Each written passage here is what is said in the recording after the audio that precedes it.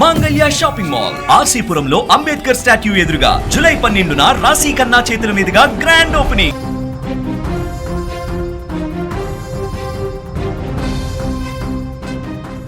కాకినాడ జిల్లాలో సంచలనం సృష్టించిన యువకుడి హత్య కేసును పోలీసులు ఎట్టకేలకు ఛేదించారు.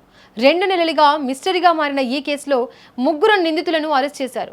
సోషల్ మీడియా వీడియోలతో గుర్తింపు తెచ్చుకున్న వ్యక్తి ఇంట్లోనే పనిచేసిన యువకుడు ఎలా హత్యకు గురయ్యాడు? హత్య వెనుక అసలు కారణమేంటి? పోలీసులు ఈ కేసును ఎలా ఛేదించారు? కాకినాడ అర్బన్ పరిధిలో సాంబమూర్తి నగర్ 2వ వీధిలో గత మే 10న ఒక యువకుడి మృతదేహం అనుమానాస్పద స్థితిలో కనిపించింది. సమాచారం అందుకున్న కాకినాడ 3వ పట్టణ పోలీసులు వెంటనే సంఘటన స్థలానికి చేరుకుని కేసు నమోదు చేసి దర్యాప్తు ప్రారంభించారు. మృతుడిని రేచర్లపేటకు చెందిన 21 ఏళ్ల మొజ్జు సతీష్ గా గుర్తించారు. మొదట అనుమానాస్పద మృతిగా కేసు నమోదు చేసిన పోలీసులు పోస్టుమార్టం నివేదిక వచ్చిన తర్వాత ఇది హత్యేనని నిర్ధారించారు. దీంతో కేసును హత్య కేసుగా మార్చి లోతుగా విచారణ చేపట్టారు. ఈ కేసును సవాల్గా తీసుకున్న కాకినాడ జిల్లా ఎస్పీ జి బిందు మాధవ్ ప్రత్యేక దృష్టి సారించారు. నిందితులను త్వరగా గుర్తించి అరెస్ట్ చేయాలని అధికారులకు ఆదేశాలు జారీ చేశారు. అదనపు ఎస్పీ డాక్టర్ మహంతి కిషోర్ కుమార్ పర్యవేక్షణలో ప్రత్యేక క్రైమ్ బృందాలు ఏర్పాటు చేసి దర్యాప్తును వేగవంతం చేశారు. సీసీ కెమెరాల ఫుటేజ్లు, కాల్ డేటా, సాంకేతిక ఆధారాలు, స్థానిక సమాచారం ఆధారంగా పోలీసులు కేసును ఒక్కొమ్మెట్టు ఛేదిస్తూ ముందుకు వెళ్లారు. దర్యాప్తులో సంచలన విషయాలు వెలుగులోకి వచ్చాయి. ఇన్స్టాగ్రామ్లో కాకినాడ కర్రోడు పేరుతో వీడియోలు చేస్తూ సోషల్ మీడియాలో గుర్తింపు పొందిన కుంచె ప్రభుతేజ ప్రధాన నిందితుడిగా తేలాడు.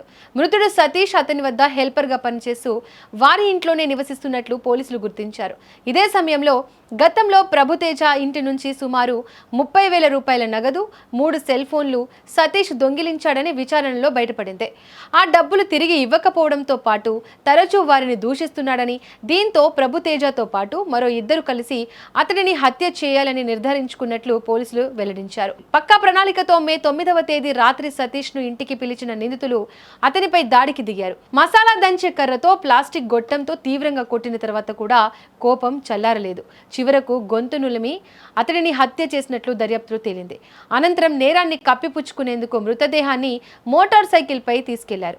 సీసీ కెమెరాలు తక్కువగా ఉన్న మార్గాలను ఎంచుకొని సాంబమూర్తి నగర్ 2వ వీధిలోని ఓ చెట్టు కింద మృతదేహాన్ని పడేసి అక్కడి నుంచి పరారయ్యారు.